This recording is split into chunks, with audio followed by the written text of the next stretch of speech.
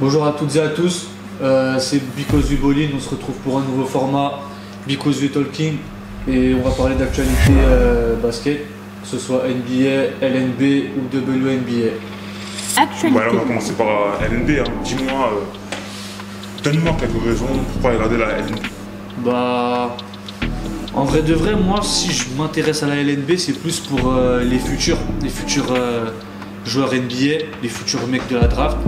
Il y en a beaucoup qui ont du talent, qui sont pas forcément vus justement, et le but c'est de donner la lumière à ces joueurs-là.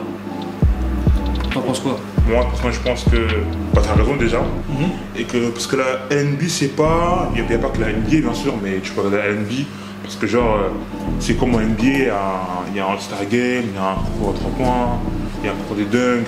Il y a pas mal d'espoirs qui jouent, comme tu as dit, les jeunes pour voir les jeunes monter, il y a pas mal d'espoirs. Il y a plusieurs personnes, il y a plusieurs joueurs avant d'aller en NBA. Ils sont passés par la LNB, comme par exemple Tony Parker. Justement, Tony Parker, qui a justement sorti un reportage récemment sur Netflix. Tu l'as vu, qu'est-ce que tu en penses? Moi je l'ai vu et vraiment j'ai kiffé parce que ça fait plaisir de voir des documentaires encore sur la NBA, sur le basket, et j'ai kiffé The Last Dance, et le fait de voir ça avec un joueur français, connaître son histoire, tout ça. D'ailleurs toi tu connaissais son histoire déjà ou quelque chose? Non, il y a des trucs que je savais pas, il y a des trucs que j'ai appris, comme quoi déjà son début de carrière, je savais pas qu'il avait joué à NBA déjà, je pensais qu'il avait joué en étranger, qu'il avait commencé à l'étranger, mais je savais pas qu'il avait joué à la NBA, qu'il a été drafté par les Spurs, qu'il a été drafté par le... Non, on avait appris que d'abord il a été drafté par Boston, mais qu'au dernier moment finalement il a été pris à San Antonio. Qu'il a joué qu'au début, Tim Duncan ne l'aimait pas. Ouais, je savais déjà qu'il le testait à mort. Ça, justement, je savais pas qu'il testait tout ça, mais c'est un bien pour un mal. Ça l'a appris à se former. Il l'a forgé. Ça l'a formé, voilà. Ça l'a forcé à faire ses preuves, tout ça. Et aujourd'hui, il est ce qu'il est, il a ses bagues, il a son histoire. Moi, en vrai de vrai, je connaissais déjà un peu tout. Sauf, comme je t'ai dit, sa blessure à San Antonio, je sais plus en quelle année d'ailleurs, mais c'était une blessure de fou. 2011 je crois. Il me semble, ouais. C'était une blessure de malade. Et t'as vu sa cicatrice, tout ça. Je pensais pas que c'était à ce point en fait. Surtout qu'il disait qu'il risquait peut-être même de plus jamais jouer. Et moi j'y croyais pas. Je me suis dit c'était si grave que ça finalement. Et franchement, ça m'a laissé sur le cul quoi. Ouais, moi aussi. Comme dans le repas, on peut aussi voir que en 2014, il dit que Pop lui passe les clés de Spurs quoi. Comme quoi. Ouais, oui, Tim Duncan il a donné le brassard quoi. Voilà. Tim Duncan c'est ça, il est un peu vieux. C'est normal. Il a donné corps et âme à l'équipe. Honnêtement, moi je le voyais déjà comme capitaine dès qu'il a gagné sa deuxième bague. Je le voyais déjà comme le capitaine avec Tim Duncan, Manu. C'est pareil. Pour moi, l'un va pas sans l'autre. Quand tu parles des Spurs, tu es obligé de penser à eux, quoi. C'est obligé. Après, voilà, comme on dit, le reportage nous montre beaucoup de trucs sur sa carrière, comme en équipe de France, qui voulait absolument gagner un titre en équipe de France. Mais ça, c'était logique. Il a tout gagné. Enfin, tout gagné. En NBA, il a eu le plus gros titre, qui est la bague. MVP des finales aussi. Plus MVP des finales, il était obligé de partir de l'équipe de France avec la médaille d'or, parce que il se fait taper plusieurs fois, il en a marre, tout ça. Il a dit qu'on va la gagner, tôt ou tard on va la gagner, et il a parlé, il l'a eu. Ça fait un truc en plus dans son palmarès.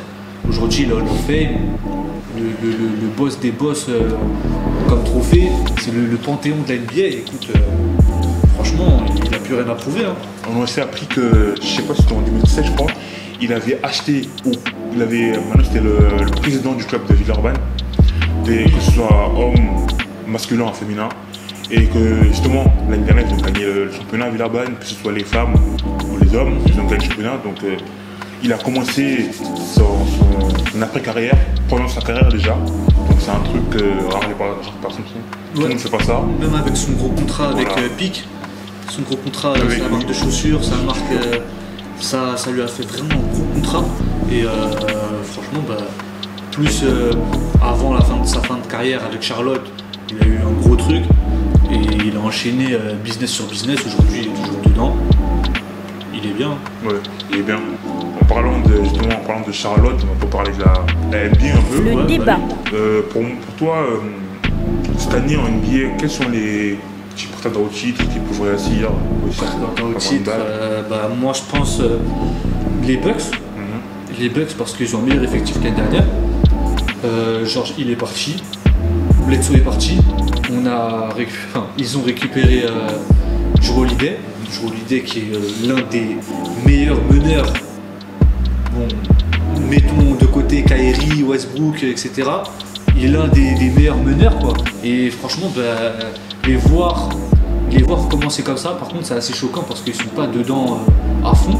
Mais franchement, je pense qu'ils peuvent gagner la bague. Ils sont revanchards l'année dernière. Ils ont appris de leurs erreurs. Et je pense qu'ils ont toutes leurs chances là-dessus. Moi, justement, je pense qu'ils devraient d'abord arriver en finale, parce qu'ils sont jamais arrivés en finale. Je crois qu'ils sont jamais passés. Ils sont jamais arrivés en finale pour l'instant.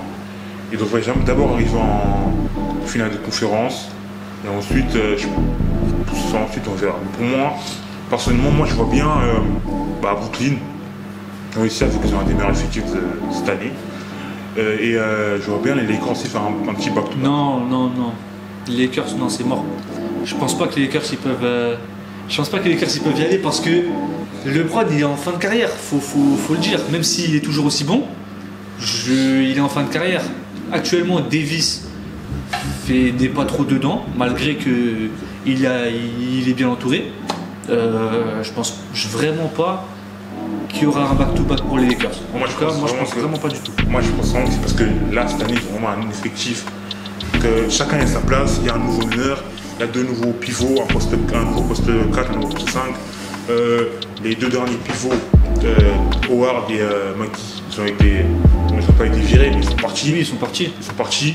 Les deux nouveaux pivots qui sont même meilleurs que d'avant, leur effectif est meilleur. Oui, mais après, l'effectif ne peut pas tout faire parce que si on parle en effectif, alors l'année dernière, les Clippers gagnaient la bague. C'est ça ou pas? Si on parle que d'effectifs, si on parle que sur papier, il manque de motivation. Tu gagnes 3-1, tu vas attraper. Est-ce que l'année dernière, tu voyais Miami en finale? Personne ne voyait Miami en finale. Pourquoi? Parce que l'effectif il donnait pas ça, il donnait pas cette vision des choses. Bah, autant dire que l'effectif des Knicks n'aime pas la vision des choses, mais bien sûr. Mais tout le monde sait qu'ils vont pas aller en finale. Mais tout le monde le sait, mais pourquoi? Qui te dit? Qui te dit que le mois de, c'est quand qu'ils vont faire les playoffs? Vas-y, juillet. Qui te dit que le mois de juillet, tu verras pas les Knicks dans le top 8? Tu verras pas les Knicks dans le top 8. Tu ne verras même pas dans le top 10. Les Knicks. Non, t'abuses. Tu verras même pas dans le top 10. Je pense pas que dans le top 10 parce que ils s'apprennent tous les jours, enfin tous les ans. RJ Barrett, il est sur sa deuxième année. Julius Randle, il part faire son jeu. Il devient de plus en plus complet. Avant, c'était un joueur, tu lui passais la balle, il faisait que son jeu, que pour lui, il jouait que pour lui. Aujourd'hui, il joue pour l'équipe, il a beaucoup plus de passes. Est-ce qu'aujourd'hui, on te montre les stats de Julius Randle, tu crois que c'est Julius Randle? Tu vas voir ses statistiques, tu vas penser à Davis ou à quelqu'un d'autre. Là, tu vois à plus de 10 points de moyenne, ce qui est logique, à plus de 6, 7 rebonds, 7 passes D. Après, c'est que le début de saison, ça veut rien dire. Oui, bien sûr, c'est que le début de saison, mais c'est quand même le début qui reflète un peu les choses, surtout qu'ils n'ont pas joué contre des équipes, ils n'ont pas joué contre Atlanta ou contre une autre équipe qui n'est pas parfaite. Là, ils ont joué contre Milwaukee, des grosses équipes, ils ont gagné. Ils vont pas, je pense pas quand même qu'ils vont gagner H24 contre Milwaukee. Mais s'ils ont gagné Milwaukee, c'est que déjà il y a du niveau. RJ Barrett et Julius Randle, c'est les deux premiers joueurs qui jouent le plus en NBA. Ils ont 35-40 minutes de jeu. Parce qu'après c'est normal, ils tournent avec. Ouais, ils tournent à 7-8. Ouais. C'est grave parce que ça peut les faire blesser, ça peut les épuiser à mort. Mais s'ils tiennent le coup, ils sont jeunes. C'est pas des mecs en fin de carrière comme LeBron ou je ne sais qui, même si LeBron n'est pas dans ce cas-là parce que voilà quoi, c'est un surhomme. Mais mis à part ça, ouais, top 10 quand même les Knicks top 10, peut-être pas top 5, top 8, mais ouais top 10 obligé. personnellement, moi je pense qu'ils vont arriver au top 10 max. Parce que vu cette année, comme on a vu ça joue, il y a trop d'équipes complètes, il y a beaucoup trop d'équipes. Soit l'équipe sont complètes, soit elles sont complètement déséquilibrées. Comme par exemple l'équipe Boston, non pas Boston, qui est une très bonne équipe, mais à qui pour moi il manque certains joueurs. Il leur manque un meneur. Kemba est pas là. Jeff Teague aussi il est blessé. Kemba n'est pas là, Jeff Teague est absent aussi. Il n'y a que Tatum et Jaylen Brown. Justement, Jaylen Brown qui se dépasse de jour en jour et Tatum qui est toujours aussi constant avec ses 20-30 points, mais ils peuvent pas tout faire. Mais justement, la plupart du temps quand ils gagnent les Boston en ce moment, c'est parce que justement au Tatum s'est dépassé, voilà. Ou que Jaylen s'est dépassé, c'est sûr. Parce que on va pas donner le taf à Marcus Smart ou à Daniel Theis de mettre 40 points pour sauver l'équipe. Mais en même temps, qu'est-ce que tu veux faire quand t'as pas de meneur pour aider, pour distribuer les balles, tout ça? Tu peux pas tout faire tout seul. Les Lakers, c'est pas de meneur. Qui ça? Les Lakers, c'est l'année dernière. Mais ils étaient bien entourés. Ouais, mais justement, il faut pas absolument pas de meneur. Mais il y avait tu peux.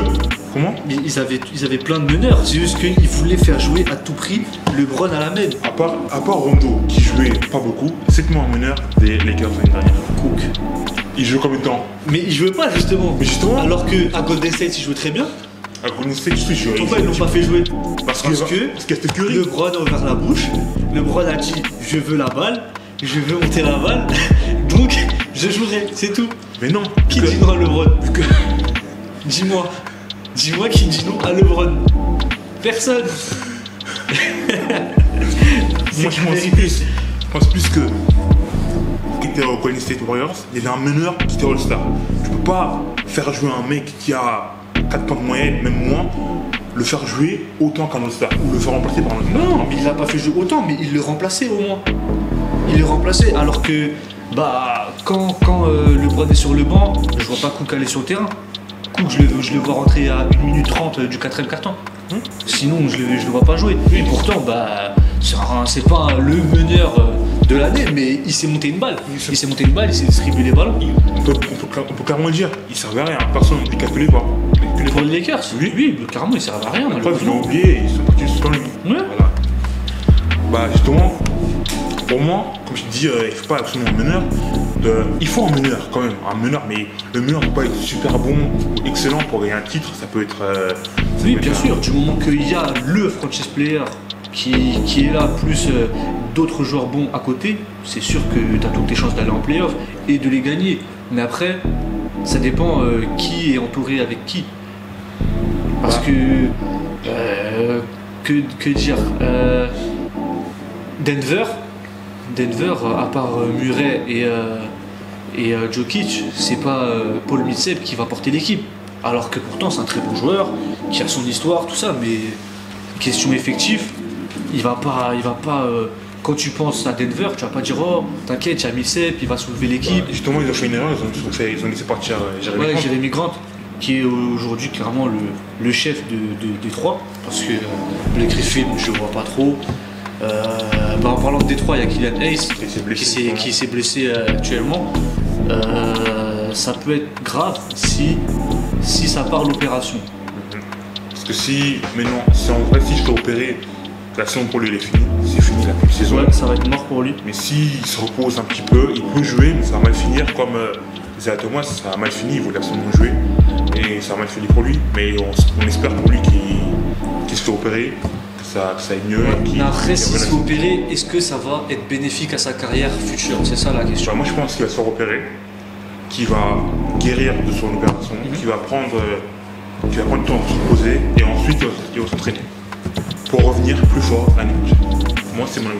Après on espère pour lui parce qu'il est jeune, il a des années devant lui, il peut faire beaucoup de choses, surtout qu'il est passé devant Derrick Rose. Si tu passes devant Derrick Rose, malgré qu'il n'est plus à son prime, si tu passes devant lui, c'est que quand même tu as du potentiel. Ouais. Ça veut dire que faut qu'il revienne plus fort. Faut qu'il revienne plus fort et que voilà quoi. En tout cas, Pistons pas top dans les résultats, malgré que y a des gros stats de Jeremy Grant et que puis voilà, hein. Mais sinon, ouais, pas top pour les Pistons en tout cas. Je vois pas top 10 ce part. Justement, qui est un autre français, Scoutenberg, qui moi je pense ne sont pas assez joués. Sous-côté, ouais, je trouve qu'il est sous-côté. Bah, après, si tu joues pas, on parle en tant que professionnel, quoi. Si le coach te fait pas jouer, te sélectionne pas, c'est que, je sais pas, il n'y a pas de niveau, ou qu'à l'entraînement tu ne donnes pas ou quelque chose. Après, ça c'est en interne. C'est en interne, on ne pourra jamais savoir. Ou bien s'ils en parlent un jour en conférence. Mais sinon, moi je trouve que s'il joue pas, alors que j'ai vu son jeu, je sais très bien comment il est bon, tout ça. Mais s'il joue pas, je pense que c'est vraiment parce que il n'a pas le niveau par l'entraînement ou autre. Ou qu'en tout cas, le coach ne lui fait pas assez confiance ou qu'il attend son heure plus tard. Mais si vraiment il ne le fait pas jouer, je trouve qu'il n'a pas de niveau. Même si c'est un très bon joueur, le peu de temps qu'il le fait jouer, il ne fait pas grand chose. C'est-à-dire que je pense que ça facilite pas le choix du coach. Pour toi justement, là entre Killian Hayes, qui est au poste de meneur, qui est le poste le plus dur de basket, et Scoutenberg qui joue poste 3, 4, pour toi entre les deux, qui peut le plus réussir? Le plus réussir en NBA? Ouais, quel est le but qui peut le plus se démarquer des autres? Bah, logiquement c'est Killian. Parce que son jeu est un peu plus complet. Mais ça dépend, parce qu'aujourd'hui, tout le monde peut briller à n'importe quel poste. Ça veut dire que Sekou, il peut très bien faire du sale s'il est pris, s'il joue beaucoup plus longtemps, s'il est en confiance. Il peut le faire, il peut shooter, il peut pénétrer, c'est un très bon dunker, il n'a pas peur du contact. Moi j'ai confiance en lui s'il joue longtemps, s'il a sa durée sur le terrain, il peut faire quelque chose. Mais sinon, je vois pas grand chose à faire. Justement, pour moi c'est plus Sekou qui peut réussir. Il a montré l'année dernière un peu quand il jouait, il a fait un peu ses preuves. Le coach l'a envoyé en G-League, je sais pas trop pourquoi. Alors qu'il faisait un peu, il montrait qu'il pouvait bien jouer tout ça. Et voilà, après ça dépend du coach. Peut-être que Sekou, je sais pas ce qu'il fait pas, il travaille pas assez. Peut-être qu'il a fait un truc de lui et qu'il le fait pas. Donc on sait pas. Non, on sait pas vraiment. C'est à voir avec ce qui va venir plus tard. Peut-être même qu'en cours de l'année, il sera même titulaire ou un exploit de ce genre. Mais en tout cas, actuellement, que ce soit Killian ou Sekou, il n'y a pas énormément de quoi s'attendre. Après, il n'y a pas vraiment à quoi s'attendre. Mais après, justement, parlons des Français. Pour toi, justement, il y a un autre Français qui essaie de se démarquer du jeu un peu, c'est Timothée, qui joue à Brooklyn, justement, coéquipier de KG et Kyrie, justement. En parlant d'eux, qu'est-ce que tu trouves du nouveau duo qu'ils vont réussir? Il y a beaucoup de choses à faire. Surtout après avoir vu le premier match contre Golden State, qui était incroyable. Les deux étaient à 30 points pratiquement. KG qui fait beaucoup plus de passes. Et Irving qui au contraire shoot plus. Et c'est cool de voir ça.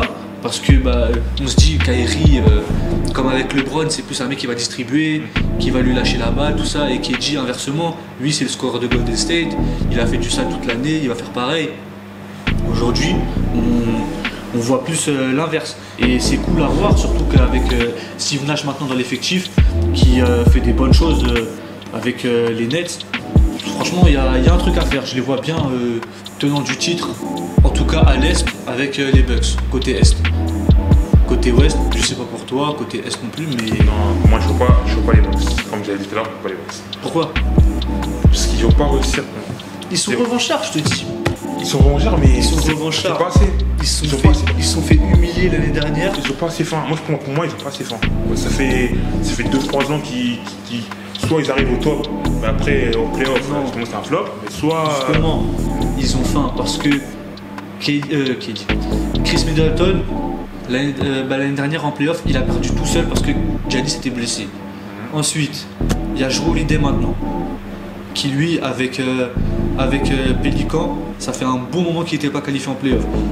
Ensuite, il y a Giannis qui, quand il a eu son titre MVP, qu'est-ce qu'il a dit? je m'en fous que je sois MVP du moment que j'ai pas ma bague. Cette année, c'est pour lui. MVP ou la bague? La bague. Et pourquoi pas même MVP? Impossible. Impossible. Tu peux pas être 3 fois de suite un MVP sans gagner un seul titre. C'est impossible. Et si il se démarque encore? Et s'il va en finale? Le seul moyen pour lui, qu'il soit MVP, c'est qu'il soit meilleur contreur, meilleur scoreur et qu'il soit premier. Mais c'est pas possible. Déjà, c'est pas possible de gagner une bague et d'être MVP. Non, d'être MVP et de gagner la bague vu que les élections MVP, elles sont avant les playoffs. Oui, mais justement, s'il n'est pas premier, pour moi, il sera pas MVP. Mais ça, c'est que le début. Ils sont à quoi? 4-3 ou 3-4, je sais plus. C'est que le début. Non, pour moi, c'est un premier. Il y aura Boston avant. Non. Boston, je me suis trompé. Il y avait Brooklyn avant. Ils sont au-dessus d'eux. Pour moi, donc ils sont pas premiers. Brooklyn sûrement, parce que KD, il peut éteindre Giannis. Mais tout comme l'inverse. Parce que comme je t'ai dit, il a faim. Giannis, il a vraiment faim et on ne sait pas de quoi il est capable. On ne sait pas de quoi il est capable. Il s'entraîne même au shoot pour te dire. Et on ne sait pas de quoi il est capable actuellement là. Mais pourquoi il s'entraîne au shoot? Mais parce que c'est son seul point faible. Non, parce qu'on sait ce qu'il va faire maintenant. On sait ce qu'il fait, on connaît son jeu. Mais oui. On sait qu'il rentre dans le tas. Mais est-ce que c'est pas pour autant qu'il est inarrêtable? Oui. Bah voilà. Non, justement, il est plus. Il est plus inarrêtable. S'il commence son double pas aux 3 points, personne ne va l'arrêter. Si, quand l'arrête, justement, tu mets Giannis contre un petit Marcus Smart, il l'arrête. Marcus Smart, il joue la faute, il joue le flop, il l'arrête. Mais ça, c'est parce que c'est après ce qu'on a vu contre le Heat, qu'on a vu que tout le monde défendait en zone face à lui, tout ça, il faisait des systèmes anti-Giannis, tout ça. Bah, mais si ça marche, il faut le faire. Oui, mais ils vont pas tout le temps faire ça. Giannis, il va innover, il va faire une passe à Middleton ouvert ou à Drew Holiday. Il y a plein de possibilités maintenant. Il est pas tout seul, il est plus tout seul. C'est ça le problème, c'est ça le truc, c'est qu'il est plus tout seul.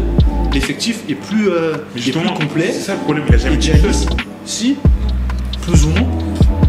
C'est juste qu'il ne se rendait pas compte, justement. Là, il a signé pour 5 ans. Il a perdu les finales. Il a perdu en demi l'année dernière. Il a faim. La phrase qu'il a dit le jour de sa remise du titre, elle veut tout dire. Je ne partirai pas.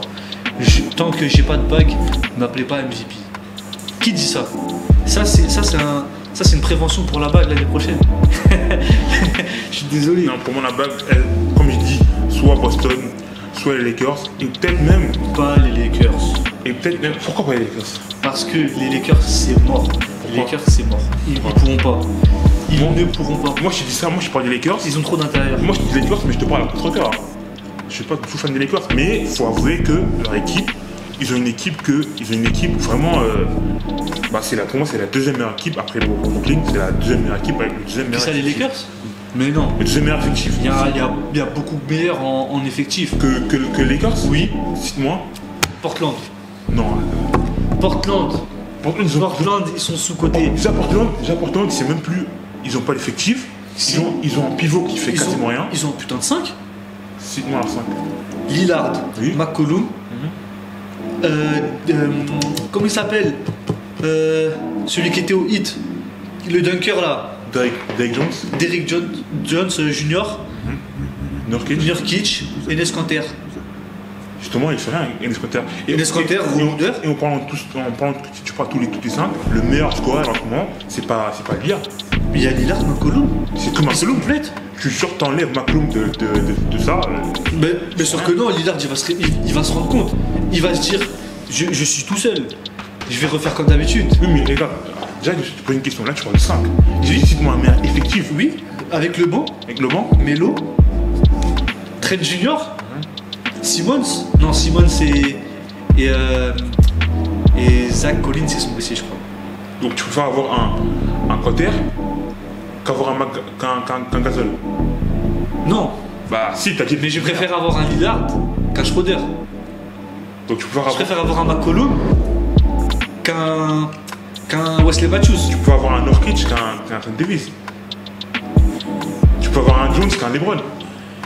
C'est pas pareil. Bah si, tu comprends les joueurs là, c'est pas. Alors l'effectif est égal. Bah non. Bah si, parce que si on reprend les vis-à-vis, c'est pas pareil.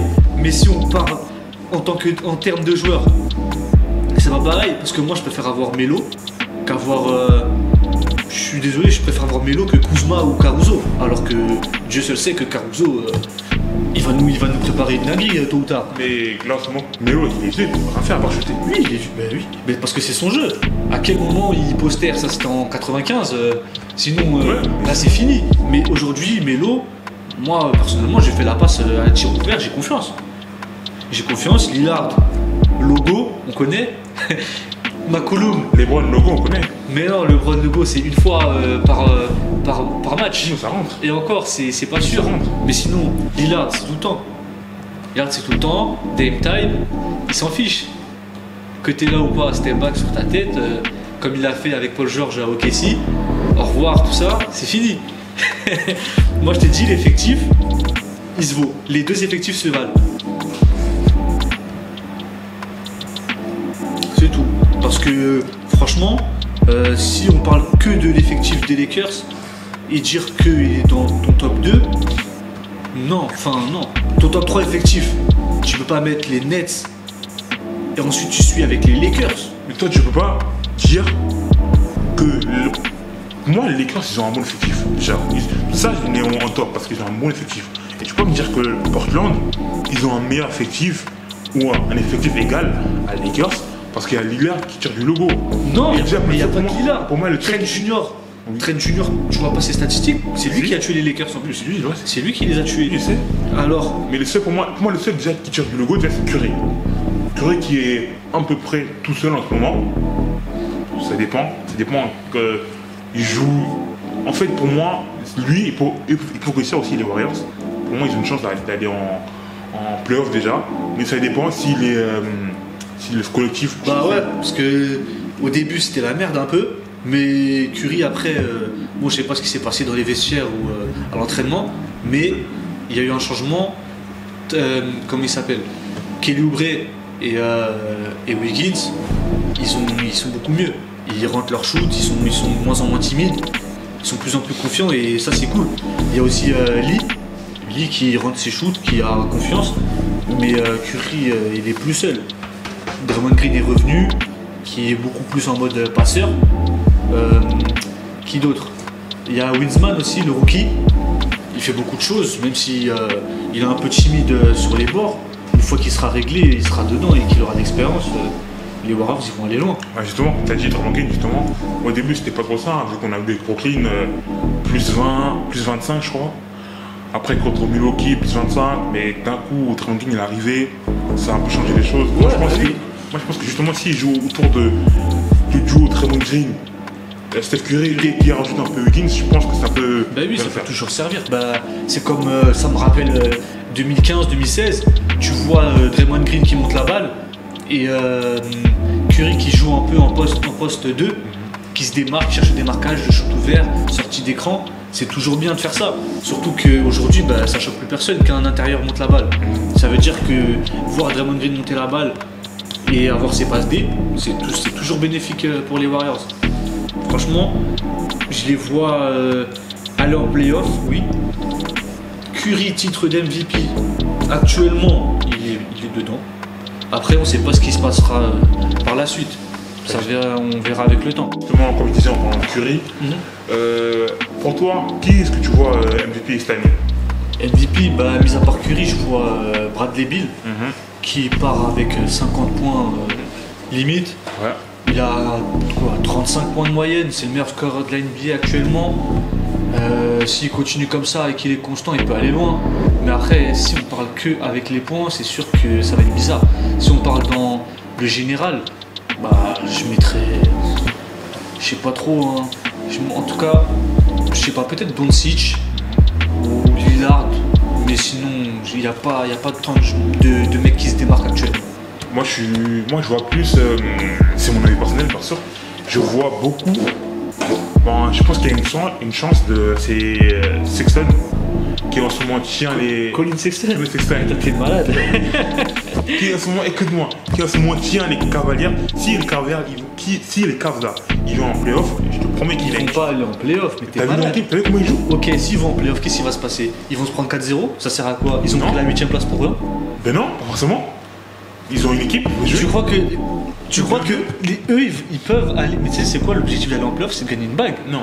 C'est pas d'être en playoff pour être en playoff. Bah, si, déjà être le faire. Quelle fierté? Pour prouver qu'ils peuvent aller en Je suis playoff. parti en playoff, j'ai pris 4-0. Pour- C'est ça ton kiff. Pour prouver qu'ils sont. Moi, si je vais en playoff, c'est pour gagner la bague. Les gars, c'est Au pour prouver- moins le titre de roi de l'Est ou de l'Ouest. c'est pour prouver qu'ils peuvent aller en playoff sans LeBron déjà. Mais ça, c'est rien du tout, ça. Si, c'est quelque chose déjà. Mais moi je pense que la façon dont il tient l'équipe, il a une chance de. Il est dans le des top 11 des meilleurs marqueurs déjà de l'équipe. Actuellement, il y a 10 matchs. Ils ont fait 10 matchs. Il a fait des Ils matchs. ont pas fait 82. Mais il y a 10 matchs, il a rien joué. Comme tu dis Curry, t'as dit Curry. Mais les Curry, les 10 matchs, il a. Mais Curry, tu le connais. Ouais. Tu sais de quoi il est capable. Bah Lillard aussi. Mais Lillard aussi, tu le connais. Lillard, on sait qu'on monte, il descend, il monte, il descend. Il est pas constant. Mais il est plus ou moins constant. Non. Il va pas faire un match à 50 points et le deuxième match à 10 points. Lillard, il est constant que en playoff. Il est toujours plus ou moins dans la quinzaine, la vingtaine. Quand on est c'est rien. Bien sûr que si, c'est quelque chose. 15 points par match. Donc toi, tu mets 15 points en NBA, t'es pas content? 15 points par match. 15 points. Mais il fait autre chose à côté. Il va faire beaucoup de passes. Je sais pas, il va peut-être bien défendre. Moi, non. Lillard ne doit pas être constant. On parle d'un joueur qui l'année dernière était le joueur qui joue le plus de minutes, qui doit être épuisé, qui s'est tué à la tâche pendant toutes les playoffs. Faut se prendre un 4-1. Voilà. Mais ça. attends. Donc il est parti en playoff pour Ils se sont pas battus pour aller Donc il jusqu'à là. en a un playoff pour aller en playoff. Ils étaient derniers pratiquement. Ils sont arrivés 8e. Ils ont fait le play-in et ils ont même quasiment failli perdre. Mais ils ont gagné ou pas? Ouais, ils ont Ils sont gagné. partis en playoff ou pas? Oui, ils sont allés en Ils playoff. ont gagné le premier game ou pas? Oui, mais est-ce qu'ils sont allés en playoff pendant le playoff ou ils sont allés en playoff pour gagner un titre? Ils ont gagné le premier game ou pas? Ils étaient là pour gagner? Eux, ils étaient là pour gagner le titre. Bah, c'est tout juste comme- que tout comme ils, les sont Cavs. tombés, ils sont tombés sur une équipe qui était la première en victoire, la première de la ligue, je crois, après les Bucks, en la ligue entière, hein, pas que de la côte ouest. Et c'est normal. En plus, ils sont épuisés, ils se sont tués. Ils devaient faire une ou deux défaites maximum, sinon c'est mort pour le play-in. Franchement, ils se sont tués à la tâche et félicitations à eux. Moi, j'étais vraiment j'étais pour eux l'année dernière. Mais justement, comme je disais justement, je voulais pas dire que c'est sûr que Colin Sexton il va être MVP. Non, mais Colin je dis Sexton- il a ses chances. Il a autant de points, il marque autant de points par match que Kevin Durant ou Kyrie. Lui, Ou que Trae Young.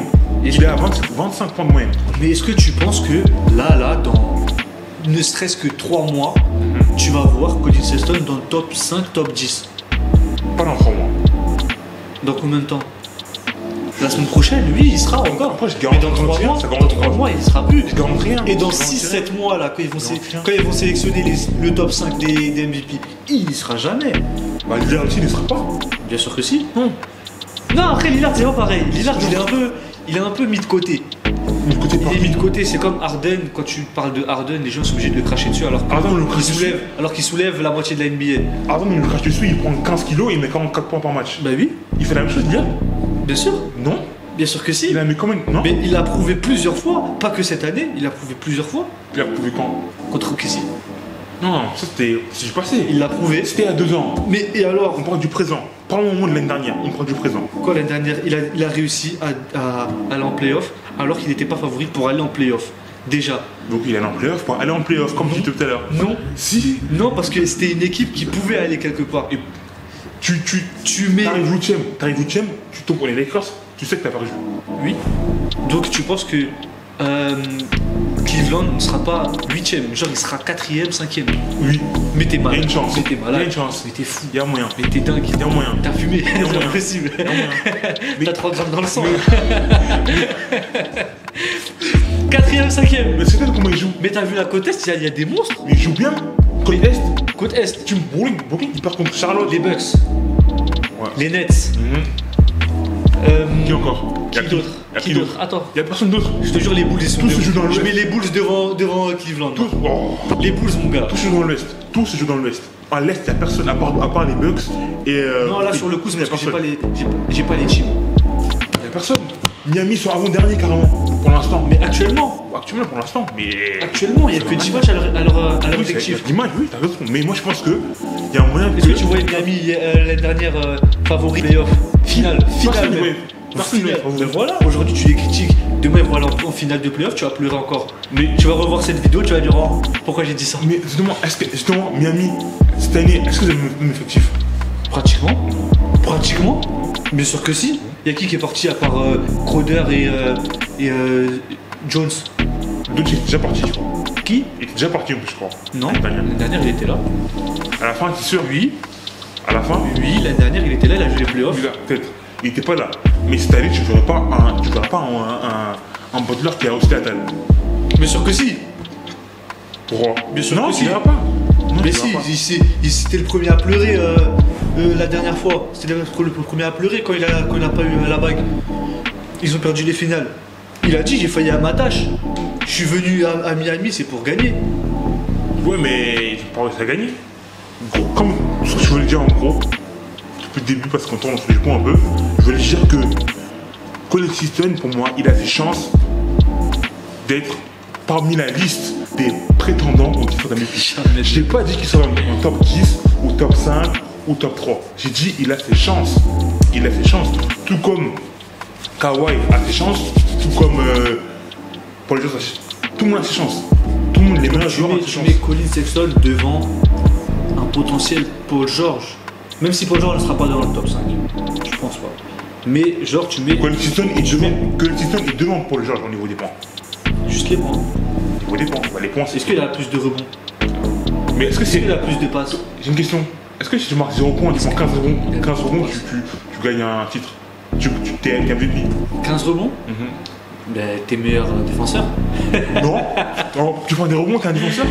Non, mais c'est pas pareil. C'est pas pareil là. C'est pas la même. Ils apportent pas la même chose. Oui, mais pour moi, déjà, mais justement, c'est seul. Paul George, il n'est pas seul. Sexton, il est seul. Il est tout Il est seul. pas seul. Il est pas seul. Il est seul. Hein. Il est entouré de quelques jeunes recrues. C'est juste que comme les Cleveland sont jeunes, comme New York, ils sont jeunes, ils n'ont pas d'expérience. Ça veut dire que ça va être difficile pour eux. Mais jamais ils vont aller aussi loin. Mais Paul George, il a qui? Il a Kawhi, il a Batum. Batum qui joue bien en ce moment un petit peu. Qui joue bien, mais voilà quoi. Ouais, bah, Batum, carrément parlant de Batum, l'année dernière à Charlotte, qui joue pratiquement pas, qui a 3 points de moyenne, et aujourd'hui qui est titulaire, qui est dans les 15-20 points à chaque fois, c'est cool à voir. Il a carrément, j'ai cru que l'année dernière il était même en fin de carrière. Aujourd'hui je le vois, il tape des 20 points contre n'importe quelle équipe et qui est dans le 5 de Clippers. C'est incroyable, franchement bien joué à lui, moi je kiffe sa prestation, hein. J'espère qu'il continuera comme ça et qu'il va amener les Clippers en playoff et peut-être même une potentielle bague, mais voilà, en tout cas il fait un très bon début de saison. Ah ouais, hein, moi je suis d'accord avec toi, hein, parce que par rapport à l'année dernière, Charlotte c'était pas trop ça.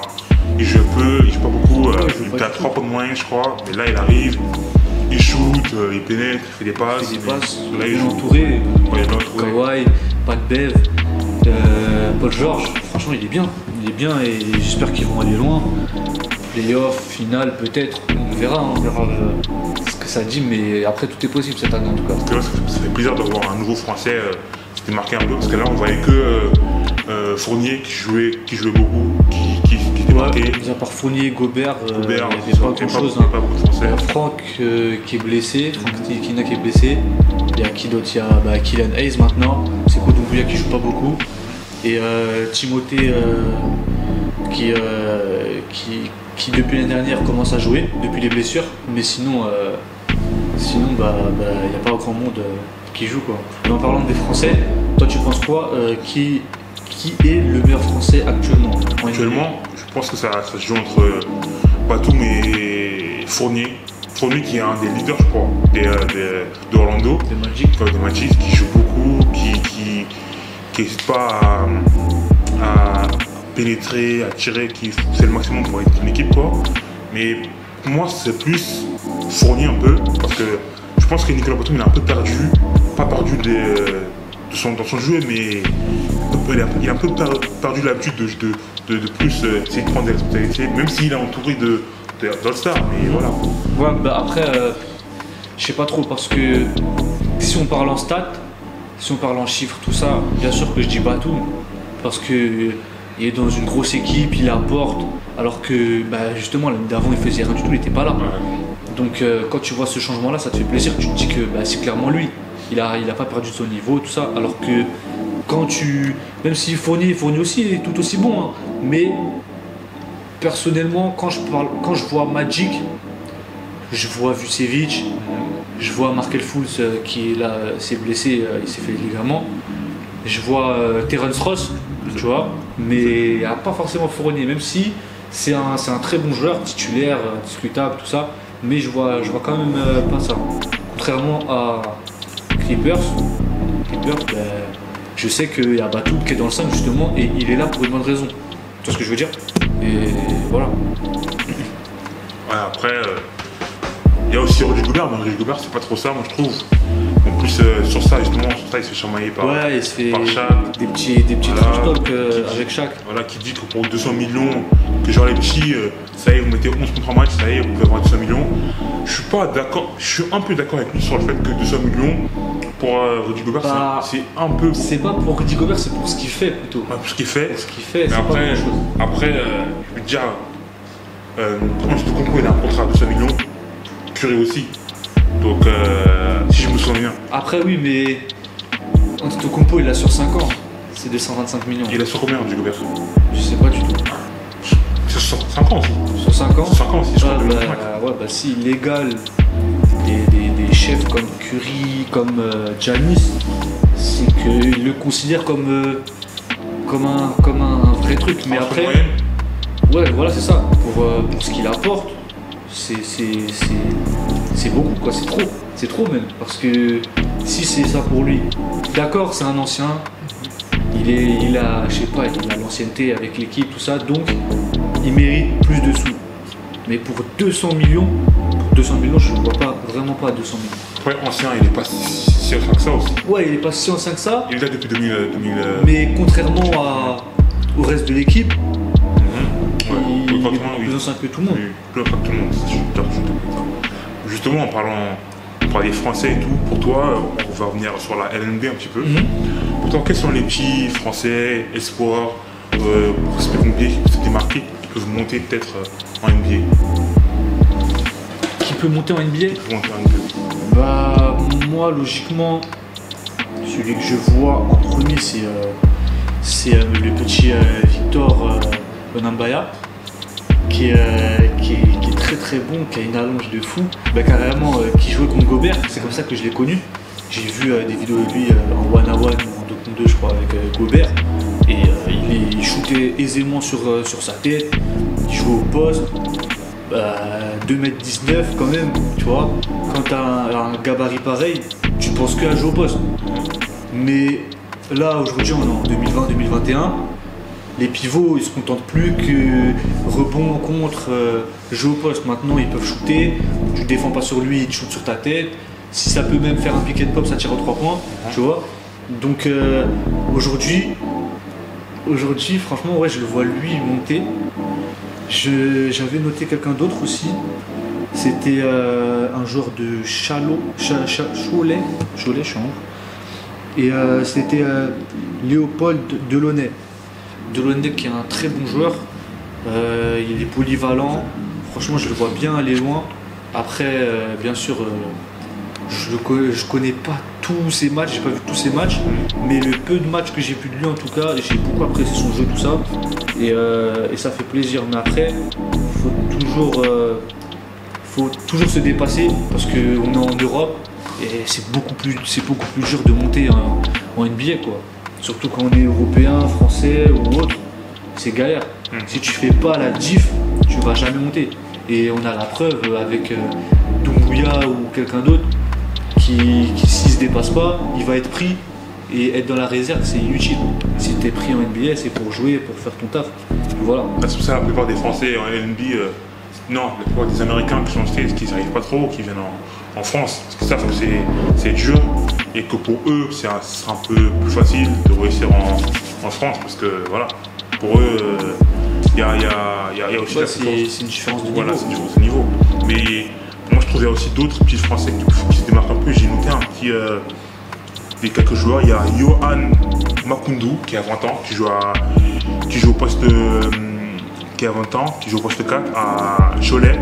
C'est un prospect NBA, il a pas mal de détente, il joue archi haut, il a un jeu à l'américaine, il il tombe sur tout le monde, voilà, il est un petit, il a un bon jeu. Je pense qu'il peut pas mal réussir si c'est pour la draft. Il y a aussi Abdoulaye Ndoye, 22 ans, qui s'est présenté l'année dernière. Mais voilà, il s'est retiré au dernier moment. J'ai regardé un peu ses matchs. C'est un nouveau prospect NBA, 1m91, il joue meneur, il est athlétique, il a une vision de jeu, il joue bien en défense. Voilà, s'il se fait drafter, qu'il travaille énormément, il peut faire un petit truc en NBA. On verra ça par la suite. En tout cas, ce sera tout pour nous. J'espère que vous avez kiffé la vidéo. Et on se revoit on se reverra pour un nouveau contenu plus tard.